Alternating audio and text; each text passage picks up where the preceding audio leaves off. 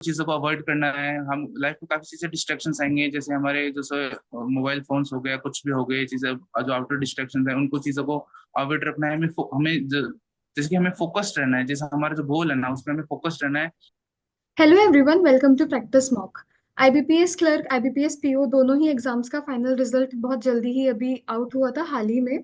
तो ऐसे हमारे कुछ एस्पिरेंट्स हैं जिनका एग्जाम क्लियर हुआ है, and one such is Priyadarshan. Congratulations Priyadarshan. ठीक है मैम। जी, तो आज हम उनसे उनकी स्टोरी जानेंगे, क्योंकि हमेशा किसी की स्टोरी से हम बहुत चीज़ें सीख सकते हैं। हमें बहुत ज़्यादा आइडिया लग जाता है हमें किस तरीके से प्रिपेयर करना है, क्या मिस्टेक्स अवॉइड करनी है। सो प्रियदर्शन, पहले तो आप ये बताइए, आप कैसा फील कर रहे हैं? एग्जाम क्लियर हो गया है आपका आज। जैसे मैं बहुत अच्छा फील कर रहा हूँ कि जैसे कि जो मेरा पहला एग्जाम निकला है बैंक का, जी। आईपीएस क्लर्क, इसके साथ साथ मैंने आईबीपीएस पीओ का भी दिया था, लेकिन मैं उसमें कुछ नंबर से रह गया था। लेकिन मेरा जो पहला एग्जाम निकला, मुझे बहुत अच्छा फील हो रहा है। जी, बिल्कुल होगा। सो प्रियदर्शन, आप कहाँ से हैं? मैम मैं सीकर राजस्थान से बिलोंग करता हूँ। ओके। सो आप अपना थोड़ा सा मुझे एजुकेशन बैकग्राउंड के बारे में बताएंगे कि आपने क्या किया है अपने उसमें। मैम मैंने ट्वेल्थ जो साइंस बैकग्राउंड से करी है, और उसके बाद मैं ग्रेजुएशन करने के लिए मैम मैंने ना बीएससी ऑनर्स मैथमेटिक्स से मैं दिल्ली यूनिवर्सिटी से पढ़ने चला गया। अच्छा, तो आपका इंटरेस्ट बैंकिंग एग्जाम्स की तरफ कैसे जागा? मैम उस टाइम जो मेरा जो सब्जेक्ट था वो मैंने थर्ड ईयर में मैंने फाइनेंस लिया था, तो मुझे फाइनेंस की तरफ ज़्यादा रुचि थी। और जो जैसे मेरे घर में भी जैसे मेरे भैया हैं, और जी। मेरे भैया है, मेरी दीदी है, वो भी ना बैंकिंग से जुड़े हुए हैं, तो इस कारण मेरा ना बैंकिंग की तरफ रुझान बढ़ा। ओके, तो ये आपका फर्स्ट अटेम्प्ट था एग्जाम का, बैंकिंग एग्जाम्स का? नो मैम, ये मेरा आईबीपीएस क्लर्क का सेकंड अटेम्प्ट था। अच्छा, सेकेंड अटेम्प्ट था। तो आपने प्रिपरेशन कब स्टार्ट की? मैम मैंने प्रिपरेशन ये स्टार्ट करी थी 2023 के दिसंबर के आसपास मैंने प्रिपरेशन स्टार्ट करी थी। जी। उस टाइम उसके बाद मैंने जैसे जैसे मैंने मेरा डेली कोर्स किया था, उसके बाद मैंने पेपर देने स्टार्ट किए थे। तो जी। उस दौरान मेरे थोड़े प्री तो निकलने स्टार्ट हो गए थे कि जी। थोड़े धीरे धीरे एक दो प्री, लेकिन मैं मेंस क्रैक नहीं कर पा रहा था। ओके। लेकिन इस बार मैंने क्रैक। लेकिन फिर भी आपने बहुत, मतलब आपने 23 के एंड से स्टार्ट किया था और आप अभी 25 के स्टार्टिंग में आपकी जॉब हो गई है, तो ये मतलब बहुत ही छोटे टाइम स्पेन में आपने सक्सेस अचीव की है। तो ये बहुत अच्छा बड़ी चीज होती है।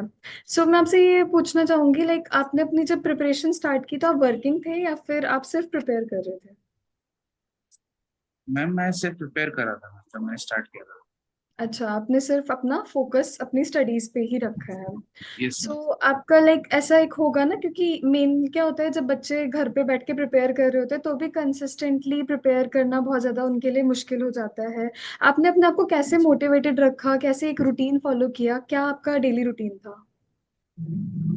मैम जैसे कि जो मेरे जो फैमिली बैकग्राउंड है उसमें भी काफी सारे सर्विस वाले लोग हैं, तो जी। उनको देख देख मैं मोटिवेटेड होता था।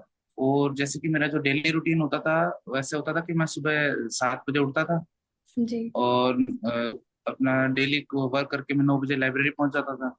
अच्छा। और 9 से मैं 12 बजे तक मैं मेरा पढ़ता था, क्लासेस लेता था। उसके बाद में मैं वीक में कम से कम 2 या 3 मॉक दिया करता था। मेरा जी। मॉक का पीरियड होता था 12 बजे से 12 से लेकर 1 या 2 बजे तक, मतलब मेरा मॉक का पीरियड होता था। उसके बाद में फिर मैं ब्रेक लेता था। उसके बाद में जैसे कोई भी जो जीके की क्लास हो गई, और भी अदर क्लासेस हो गई, क्लास लेता था। फिर जब जैसे ही शाम का टाइम होता था जाने का, उससे पहले मैं जो मैंने जो मॉक दिया था उसका मैं एनालिसिस करता था कि जी। मैंने कहाँ मिस्टेक्स करी, कहाँ मुझे सीखने की और जरूरत है। यही मेरा मैम डेली रूटीन रहा था। ओके। तो जैसे ये आपका फर्स्ट अटेम्प्ट नहीं है, तो आपने कहीं ना कहीं अपने आप में भी चेंजेस देखे होंगे आपके फर्स्ट अटेम्प्ट और सेकंड अटेम्प्ट के बीच में। तो आपको क्या लगता है, आपसे क्या मिस्टेक्स हुई थी जो आपने यहाँ पे सही कर ली और आपका एग्जाम क्लियर हुआ है? जैसे मैम स्टार्टिंग में जैसे जो मेरी जो मैथमेटिक्स थी, जो मेरा सब्जेक्ट्स था, एक मैथमेटिक्स हो गया या फिर कुछ जीए सेक्शंस लेकर हो गया, इसमें थोड़ी मैम मेरी वीकनेस थी। इस वजह से मेरे जो प्रीलिम्स थे वो तो निकल जा रहे थे, जी। लेकिन जो एक जो मेंस का पार्ट होता है, जीए बहुत इंपॉर्टेंट रोल प्ले करता है आजकल। तो जी। मैं उस वजह से मैं उसमें वीक था, तो उस वजह से वो मेरा एग्जाम क्रैक नहीं हो पा रहा था। मैं जीए की जीए क्रैक नहीं कर पा रहा, तो इस बार मैंने कुछ अलग स्ट्रेटेजी फॉलो करी, कुछ अलग सोर्सेज फॉलो किए, इससे जी। मेरा मैम एग्जाम ही निकल गया। ओके, तो आज आपने स्ट्रेटेजी को मेंशन किया है तो स्ट्रेटेजी ही डिस्कस कर लेते हैं सब्जेक्ट वाइज। आपने इंग्लिश की प्रिपरेशन कैसे स्टार्ट की? मैम मैंने इंग्लिश की प्रिपरेशन तो जैसे मैं फ्री यूट्यूब क्लासेस है उन्हीं से करी थी, और जैसे कि मैं इंग्लिश मीडियम बैकग्राउंड से हूँ, तो मेरा जी। जो रीडिंग स्किल है, जो मेरा एनालिटिकल स्किल्स है वो बहुत अच्छा है, तो मैंने मैम जल्दी ग्रैब कर लिया था। जो जैसे यूट्यूब पे जो एडिटोरियल क्लासेस होती हैं डिफरेंट डिफरेंट टीचर्स की, उनकी मैं जी। डेली एडिटोरियल क्लास लेता था। और जो डेली न्यूज़पेपर पढ़ना हो गया, आर्टिकल्स पढ़ना हो गया, बैंकिंग में ज्यादातर जो रीडिंग बेसिस होती है उसी पे ज्यादा फोकस किया जाता है, तो जी। मैम जी। उससे मेरी जो इंग्लिश इंप्रूव होती गई। ओके, फिर क्वांट्स की अगर बात करेंगे तो? मैम क्वांट्स के लिए तो स्टार्टिंग में जैसे मैंने बुक्स वगैरह खरीदी थी कुछ। जी। स्टार्टिंग में क्वांट्स की वो बुक आती हैं, जो डिफरेंट जो टीचर्स हैं यूट्यूब पे उनकी खुद की बुक्स भी आती हैं, तो उनको मैं यूट्यूब पे फॉलो करता था। फिर उनकी जो बुक्स आती हैं, गाइड्स आती हैं, और जी। जैसे कि वो टेलीग्राम चैनल्स पे उनकी खूब सारी वो पीडीएफ्स आती हैं, उनको सॉल्व करता था मैं। अच्छा। Okay, and reasoning? रीजनिंग मैं यूट्यूब से करी, मैं यूट्यूब से, या फिर मैंने जो एक पेड कोर्स लिया था, जी। जी। अच्छा, ओके।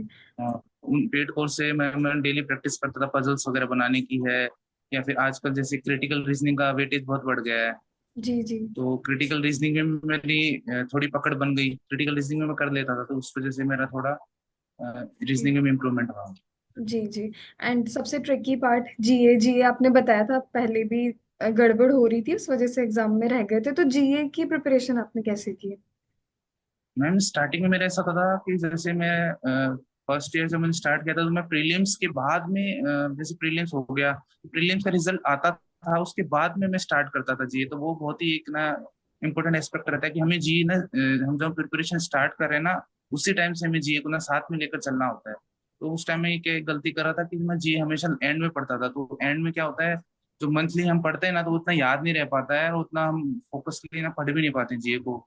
तो इस वजह से क्या होता है कि है ना जी हम भूल जाते हैं एग्जाम टाइम पे कि क्या पढ़ा था क्या नहीं था। जी। इससे क्या होता है कि हमें वो पकड़ नहीं बन पाती जीए पे, इसलिए हमें जीए को स्टार्टिंग से लेके चलना पड़ेगा। ओके, तो जैसे आपने प्रिपरेशन स्टार्ट कर दी थी, तो आपने प्रिपेयर करने के कितने टाइम बाद से मॉक टेस्ट लगाना स्टार्ट किया?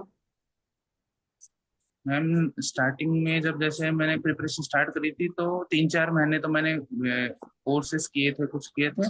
उसके बाद में मैं धीरे धीरे जैसे सेक्शनल लगाना स्टार्ट किया था, सबसे पहले तो मॉक नहीं दिए थे, सेक्शनल लगाना स्टार्ट किया था कि मैं सेक्शनल लगा पा रहा हूँ नहीं, नंबर कितने आ रहे हैं। उसके बाद मैं जो 5 से 6 महीने बाद में मैंने मॉक लगाना स्टार्ट कर दिया था।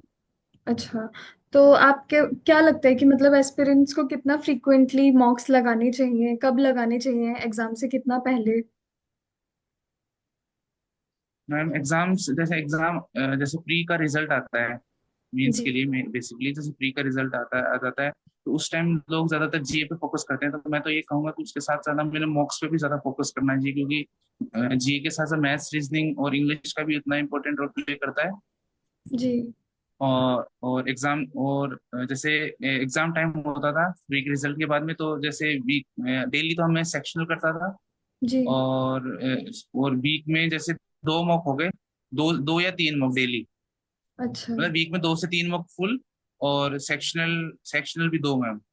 अच्छा। अच्छा। एक दिन सेक्शनल हो गया, जी। अगले दिन वीडियोस देख ली, जी। जी। फिर उसके नेक्स्ट डे हमने जैसे फुल मॉक लगा लिया, उसके अकॉर्डिंग मैं चीजें करता। ओके, सो ये तो होता है प्रिपरेशन आपने की, आप कंसिस्टेंट भी रहे, आपके पास सोर्स ऑफ मोटिवेशन भी था, एक्सटर्नल भी इंटरनल भी, लेकिन फिर भी कहीं ना कहीं सब बच्चों को एक एग्जाम प्रेशर फील होता ही है, तो आपने वो प्रेशर से कैसे डील किया?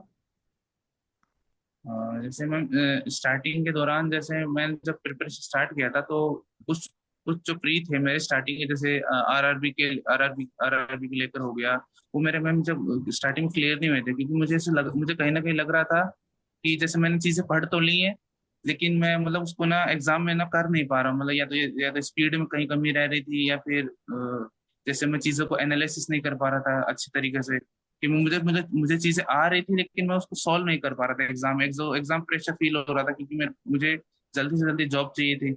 जी। तो इसी वजह से तो फिर मुझे घर वालों ने भी, पेरेंट्स ने काफी सपोर्ट किया, मेरे जो फ्रेंड सर्किल थे उन्होंने काफी सपोर्ट किया कि तू कर सकता है, मतलब और मेरे जो स्पेशली है, जो मेरे मदर है, उन्होंने मुझे खासकर इस चीज में सपोर्ट किया बहुत। अच्छा, तो आपको काफी लोगों ने मोटिवेट करके रखा, तो आपको मतलब सोर्स ऑफ मोटिवेशन फैमिली से काफी रहा है।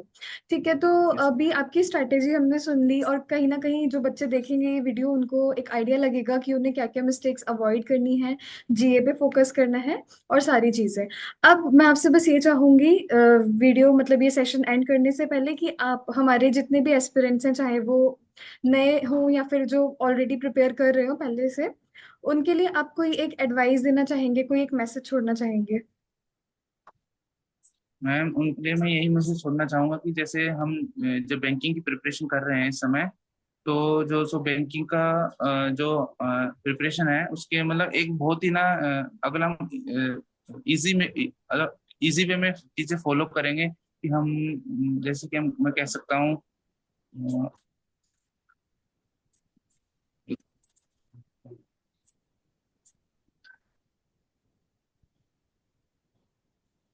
जैसे कि हम बोल सकते हैं कि ना हमें चीजें उन चीजों को अवॉइड करना है, जैसे हमें जो डिस्ट्रैक्शंस आते हैं जी। लाइफ में, उनको चीजों को अवॉइड करना है। हम लाइफ में काफी चीजें डिस्ट्रैक्शंस आएंगे, जैसे हमारे जैसे मोबाइल फोन्स हो गया, कुछ भी हो गए चीजें, जो आउटर डिस्ट्रैक्शंस है उनको चीजों को अवॉइड रखना है। जैसे कि हमें फोकस्ड रहना है, जैसे हमारा जो गोल है ना उसमें हमें फोकस्ड रहना है कि हमें किसी भी कीमत पे ये चीज हमें क्रैक करनी है। ओके। ये मैं कहना चाहूँगा। ओके, सो एस्पिरेंट्स आपने सुन लिया, डिस्ट्रैक्शंस को हमें अलग रखना है, ठीक है, और अपने गोल को लेकर फोकस्ड रहना है। तो काफी ज्यादा इंस्पायरिंग स्टोरी है प्रियदर्शन जी की। सो अभी हम ये सेशन यहीं पे एंड करेंगे, एंड आई होप आप सभी लोगों को इस वीडियो से हेल्प मिलेगा। Thank you. Thank you ma'am.